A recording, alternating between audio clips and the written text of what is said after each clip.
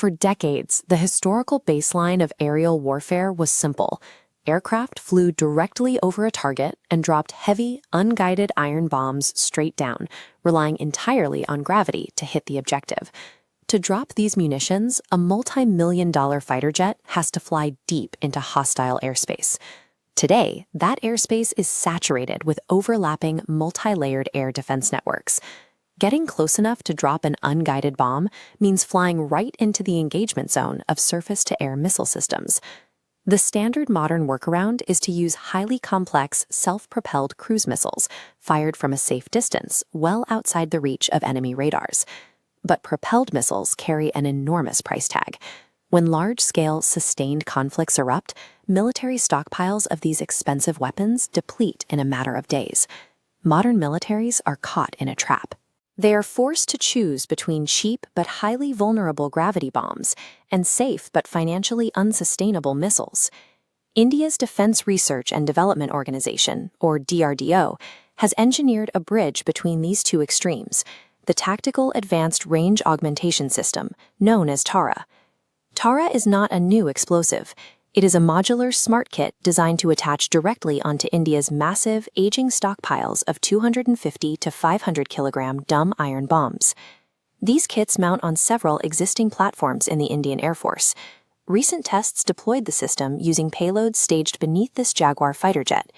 Instead of relying on an expensive internal rocket motor to reach the target, TARA substitutes propulsion with deployable aerodynamic surfaces and multimodal guidance.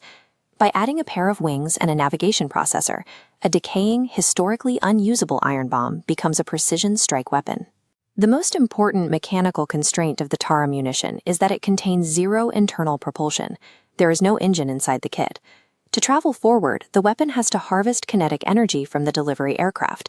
It relies entirely on the high altitude and forward speed of the jet at the exact moment of release.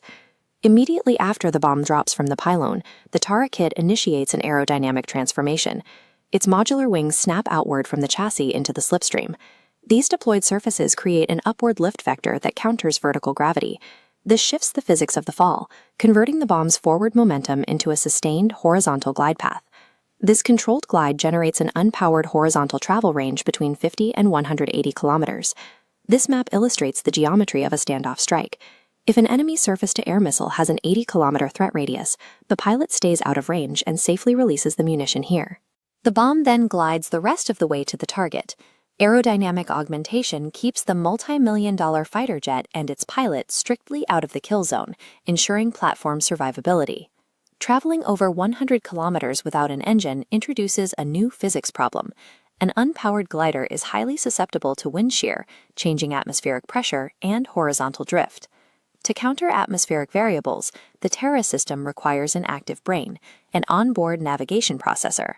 In flight, the weapon receives a continuous data feed from satellite constellations, including GPS and India's NavIC system. The internal processor uses these signals to continuously calculate its exact coordinates, its speed, and its deviation from the programmed target vector. When the wind pushes the bomb off course, the processor sends electrical signals to the rear control fins, steering the bomb back onto the optimal glide slope. This continuous, closed-loop midcourse correction effectively negates environmental drift. It forces a dumb piece of iron to fly with the accuracy of a guided missile. During the final descent phase, satellite navigation becomes a liability. Enemy forces use sophisticated electronic warfare systems to actively jam or spoof GPS and NavIC signals around high-value targets. TARA bypasses this jamming by entirely abandoning satellite navigation for the terminal dive. It switches over to a localized, GPS-independent optical system. This process relies on scene-matching technology. Before the flight, engineers load the bomb's memory bank with reference images of the target's surrounding terrain. As it dives, the onboard sensor scans the ground below, compares that live feed to its internal memory, and locks on to the matching shape to confirm the target visually before impact. This multi-layered guidance creates an incredibly tight circular error probable, or CEP. Statistically, half of all munitions fired will land within a radius of less than 5 meters from the exact bullseye. Scene matching guarantees high-precision terminal impact, rendering wide-area GPS jamming completely useless against the strike. Looking past the electronics, the physical hardware design of Tara offers another distinct advantage. It is not a fixed, single-use weapon, but an adaptable external harness. The kit operates on a plug-and-play basis. A standardized Tara chassis can accept varying iron bomb sizes, accommodating 250 kg, 450 kg, and 500 kg payloads. The lighter Tara 250 variant maximizes glide range, making it ideal for soft targets like exposed radar arrays or unarmored vehicle convoys. The heavier Tara 500 sacrifices some glide efficiency in exchange for the massive kinetic energy required to penetrate hardened bunkers or crater enemy airfields. This modularity also extends to the delivery aircraft. Heavy fighters like the Su-30 can utilize their multiple hardpoints to carry different payload variants simultaneously. Physical modularity allows military commanders to perfectly scale the explosive yield to the target without having to engineer or purchase separate guided missile systems. Zooming out from the physics, we can see how this engineering fits into the macroeconomic reality of modern warfare by comparing the cost per strike. This chart compares the financial burn rate of arsenals. Propelled missiles represent an enormous per-unit cost with a strictly limited inventory. Tara glide kits present a fraction of that cost, making thousands of existing iron bombs viable for modern operations. This development puts India's capabilities in line with top-tier military powers, mirroring systems like the American JDAM, which also converts unguided bombs into precision assets. We see this exact same strategic calculus globally, from the JDAM to the Israeli Spice Kit and the Russian UMPK modules, which are being used extensively in current modern conflicts.